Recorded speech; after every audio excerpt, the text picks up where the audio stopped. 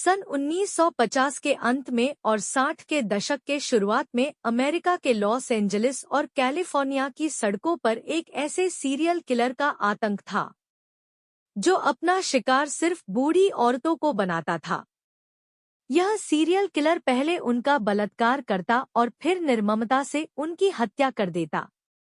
इस serial killer का इतना आतंक था, बूढ़ी महिलाएं घर से निकलने से घबराती थी। आज के इस ब्लॉग पोस्ट में हम उसी सीरियल किलर के बारे में जानेंगे जिसे दुनिया बाउंसिंग बॉल किलर के नाम से जानती है। 28 मई 1959 को रुथ क्विन नाम की एक 57 वर्षीय महिला अपने काम पर से घर की तरफ आ रही थी। दोपहर का समय था। अचानक पेड़ के पीछे छिपा एक व्यक्ति बाहर आता है, जिसके हाथ में एक मोटा डंडा होता है। उस व्यक्ति ने अचानक रुथ के ऊपर हमला कर दिया, जिससे रुथ बुरी तरह घायल हो गई।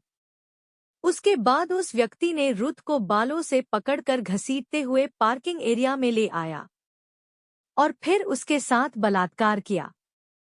रुथ की चिल्लाने की आवाज कुछ लोग सुन लेते हैं।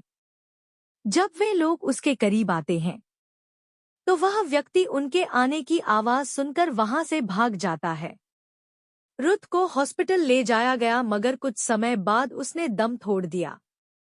रुथ के ऊपर 7 साल पहले भी हमला हुआ था। जब वह किसी काम से बाहर जा रही थी तो एक कार में सवार व्यक्ति ने उसे जबरन अंदर बैठाने कोशिश की। रुथ ने उसका विरोध किया और जब वह भागने लगी तो उस व्यक्ति ने पीछे से उसके पीठ में गोली मार दी, लेकिन रुथ उस घटना में बच गई। पर रुथ आज इतनी भाग्यशाली नहीं थी। हालांकि यह घटना उस किलर से संबंधित नहीं जिसकी हम यहाँ बात कर रहे हैं। रुथ की हत्या के 8 महीने बाद 29 जनवरी 1960 को अमांडा रॉकफेलो 73 नाम की महिला की गला दबाकर हत्या कर दी गई और उसकी लाश उसके घर से कुछ ही दूरी पर मिली। फिर 10 फरवरी 1960 को एन कॉटर 60 नाम की महिला की हत्या तब कर दी गई जब वह चर्च जा रही थी।